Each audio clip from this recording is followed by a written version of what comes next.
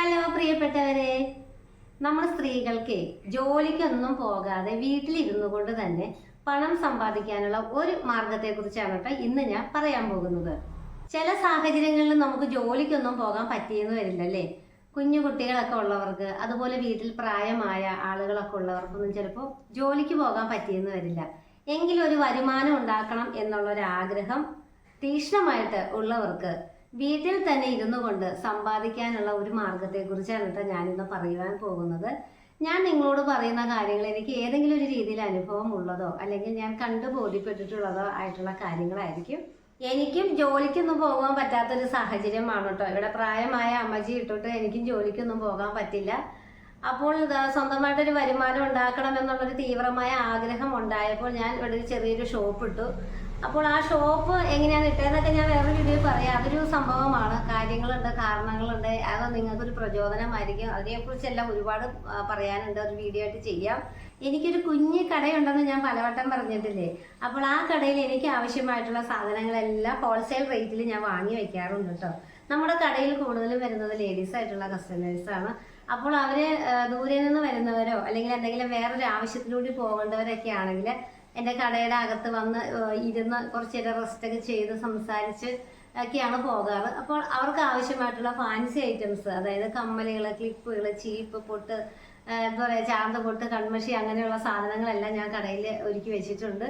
അതുപോലെ തന്നെ ഓരോ സീസണൊക്കെ ആകുമ്പോഴേക്കും ഞാൻ അവർക്ക് ആവശ്യമായിട്ടുള്ള നൈറ്റുകൾ, ഇങ്ങനെയുള്ള കാര്യങ്ങളൊക്കെ എടുത്തു വെക്കാറുണ്ട് കേട്ടോ. ഞാൻ എടുത്തു വെക്കുന്ന തുണികൾ മുഴുവൻ തന്നെ വിറ്റ് പോകാറുണ്ട്. എനിക്കതിന് നഷ്ടമൊന്നും ഇതുവരെ വന്നിട്ടുമില്ല. എൻ്റെ ആവശ്യത്തിനുള്ള ഡ്രസ്സുകൾ കൂടി എനിക്ക് ഹോൾസെയിൽ റേറ്റിൽ വാങ്ങി ഉപയോഗിക്കാനായിട്ട് സാധിക്കാറുണ്ട് കേട്ടോ. എന്തുകൊണ്ടും ഈ തുണിയുടെ കച്ചവടം ഒരു ലാഭം തന്നെയാണ്. 20 മുതൽ 30% വരെയൊക്കെ നമുക്ക് മാർജിൻ ഇട്ട് നമുക്ക് വിൽക്കാവുന്നതാണ് കേട്ടോ.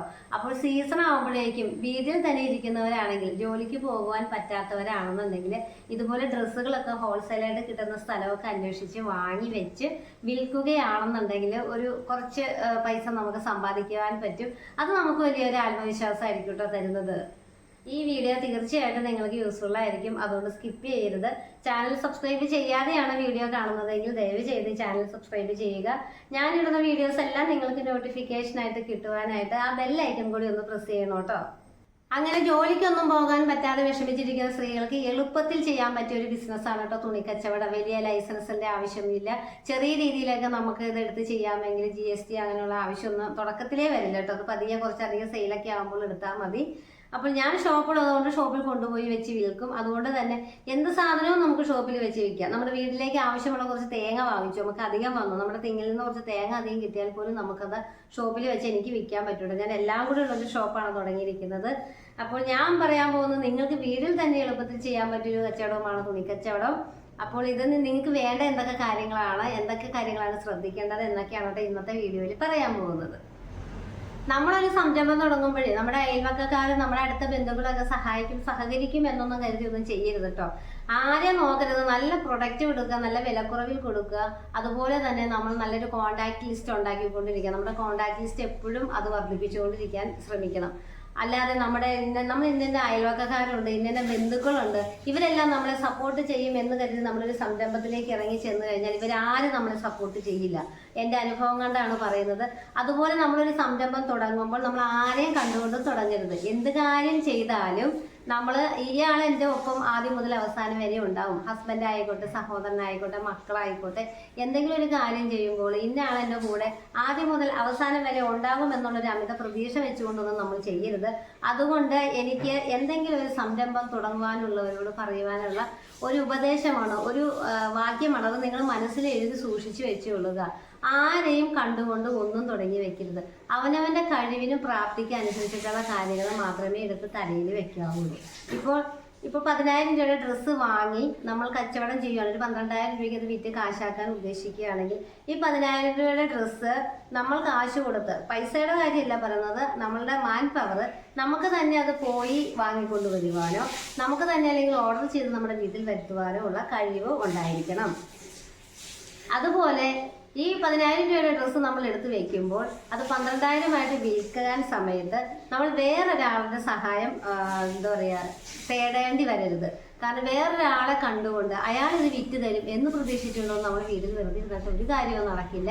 നമ്മൾ ഈ മാർക്കറ്റ് ശരിക്കും പഠിക്കണം. മാർക്കറ്റിലുള്ള ആളുകളുമായിട്ട് നമ്മളത് മിങ്കിൾ ചെയ്യണം. ഏത് ആൾക്കാർക്കാണ് എന്തൊക്കെ സാധനങ്ങളാണ് വേണ്ടതെന്നായിരിക്കണം നമ്മൾ എപ്പോഴും ചിന്തിച്ചുകൊണ്ടിരിക്കേണ്ടത്. ഈ നൈറ്റി എന്ന് പറയുന്ന സാധനം, അല്ലെങ്കിൽ വീട്ടിലിരുന്ന ഡ്രസ്സുകൾ, എല്ലാ സ്ത്രീകൾക്കും എല്ലാ വീടുകളിലേക്കും ആവശ്യമുള്ളൊരു സാധനമാണ് നൈറ്റി, അല്ലെങ്കിൽ വീട്ടിൽ നമ്മളിടുന്ന ഡ്രസ്സുകളൊക്കെ, കുട്ടികളുടെ ഡ്രസ്സുകളോ അങ്ങനെയുള്ള കാര്യങ്ങളൊക്കെ. അപ്പോൾ നമ്മളൊരു കുറച്ച് ആളുകളെ മുന്നിൽ കണ്ടുകൊണ്ട് അവർക്ക് യോജിച്ചത് അവരുടെ ടേസ്റ്റിനനുസരിച്ചുള്ള ഡ്രസ്സുകളൊക്കെ ആദ്യം എടുത്ത് വയ്ക്കുക. പിന്നീട് നമുക്ക് ബൾക്കായിട്ട് എടുത്ത് വെച്ചാൽ മതി.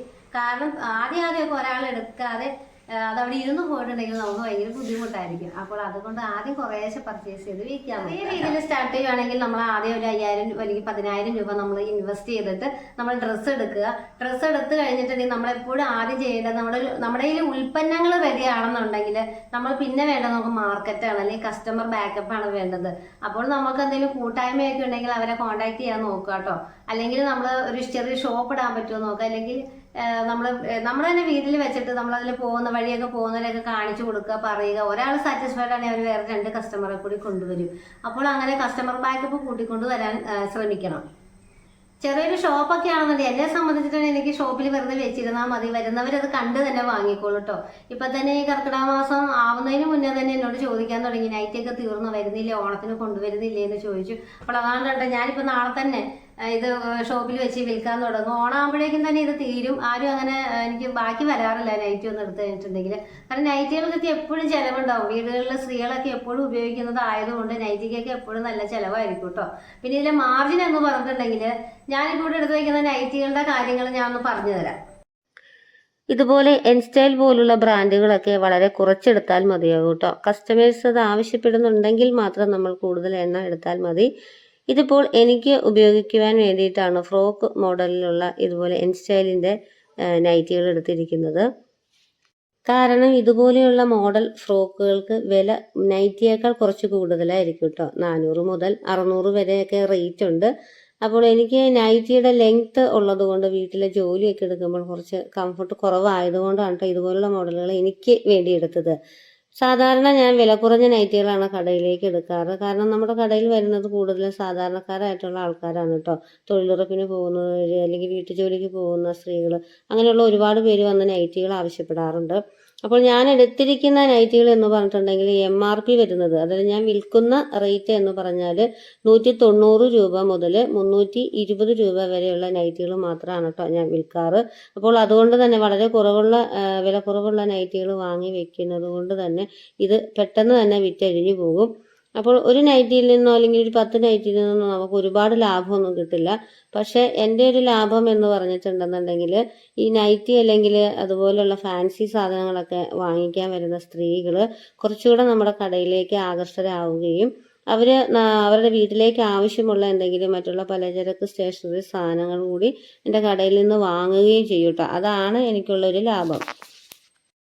ഡെയിലി വെയർ ആയിട്ടുള്ള ഡ്രസ്സുകൾ വാങ്ങി വിൽക്കുമ്പോൾ വിലക്കുറവും അതോടൊപ്പം അത് കൂടുതൽ കാലം നിലനിൽക്കുന്നുണ്ടോ എന്നുകൂടി നോക്കേണ്ടതാണ് കേട്ടോ. നൈറ്റികൾ ഞാനിവിടെ ഒരു 3 റേഞ്ചിലാണ് കേട്ടോ എടുക്കുന്നത്. 200 രൂപയിൽ താഴെയുള്ളത്, അതുപോലെ തന്നെ 300 രൂപയിൽ താഴെയുള്ളത്, 300 രൂപയ്ക്ക് മേലെയുള്ളത്. ഈ നൈറ്റിക്ക് 150 രൂപ മാത്രമേ ഉള്ളൂ കേട്ടോ. ഇതുപോലെ കുറച്ചെണ്ണം എടുത്തിരിക്കുന്നത് ഈ റബ്ബർ വെട്ടാൻ പോകുന്ന സ്ത്രീകളുണ്ട്. അവർ ചോദിക്കും കറയാകും, അതുകൊണ്ട് അവർക്കതൊരു അധികം വിലയുള്ളത് വേണ്ട എന്ന് പറയും കേട്ടോ. അതുപോലെ തന്നെ നൈറ്റിയോടൊപ്പം നമുക്ക് വിൽക്കാവുന്ന ഒന്നാണ് അണ്ടർ സ്കേർട്ടുകൾ, അതും വാങ്ങി വയ്ക്കുക. അതുപോലെ തന്നെ വില കുറഞ്ഞ ടോപ്പുകൾ, ഈ ചിത്രത്തിൽ കാണുന്ന ടോപ്പുകൾക്കൊക്കെ ഉണ്ടല്ലോ 290 ഉള്ളൂ കേട്ടോ. 290 റുപ്പീസ് മാത്രമേ ഉള്ളൂ ഇതിൻ്റെയൊക്കെ വില. അപ്പോൾ ഇതുപോലെയുള്ള നല്ല വില കുറഞ്ഞ ടോപ്പുകളൊക്കെ വാങ്ങി വെക്കുകയാണെങ്കിൽ ഇതെല്ലാം കൂടുതൽ സ്ത്രീകൾ വന്ന് വാങ്ങിക്കുവാനായിട്ട് ഇടയാകും. തിരിച്ചു കിട്ടും എന്നുറപ്പുള്ളവർക്ക് മാത്രം കടം കൊടുക്കുക, അല്ലാത്തവർക്ക് കടം കൊടുക്കാതിരിക്കാൻ ശ്രദ്ധിക്കുക കേട്ടോ. കുറച്ചൊക്കെ കടം കൊടുത്തെങ്കിൽ മാത്രമേ നമുക്ക് ബിസിനസ് വളർത്തിക്കൊണ്ടുവരാൻ പറ്റുകയുള്ളൂ. അതുകൊണ്ട് അത്രമേൽ ഉറപ്പുള്ളവർക്ക് മാത്രം കടം കൊടുക്കുവാനായിട്ട് ശ്രദ്ധിക്കണം. അപ്പോൾ വീട്ടിലിരുന്നുകൊണ്ട് എന്തെങ്കിലും ഒരു സംരംഭം തുടങ്ങാൻ ആഗ്രഹിക്കുന്ന സ്ത്രീകളുണ്ടെന്നുണ്ടെങ്കിൽ മടിച്ചു നിൽക്കാതെ ഉടനെ തന്നെ ചെയ്യുക. ആദ്യം ഒരു 5000 രൂപയൊക്കെ മുടക്കിക്കൊണ്ട് തന്നെ നിങ്ങൾക്ക് ഈ വസ്ത്രവ്യാപാരം തുടങ്ങുവാൻ സാധിക്കും കേട്ടോ. പയ്യെ അതങ്ങ് വളർന്നു പോയിക്കോളും. സ്ത്രീകളുടെ ഡ്രസ്സുകൾ, കുട്ടികളുടെ ഡ്രസ്സുകളിലേക്ക് കോൺസെൻട്രേറ്റ് ചെയ്യുമ്പോൾ അത് എന്തായാലും അത് വളർന്നുകൊണ്ടിരിക്കും. ഒരിക്കലും അത് നഷ്ടം വരാൻ സാധ്യതയില്ല. അപ്പോൾ ഇന്നത്തെ വീഡിയോ ഇഷ്ടമായെങ്കിൽ ലൈക്കും കമൻറ്റും ഒക്കെ തരണേ. വീണ്ടും നല്ല നല്ല വീഡിയോസ് ആയിട്ട് വരാം കേട്ടോ. Tata, bye bye.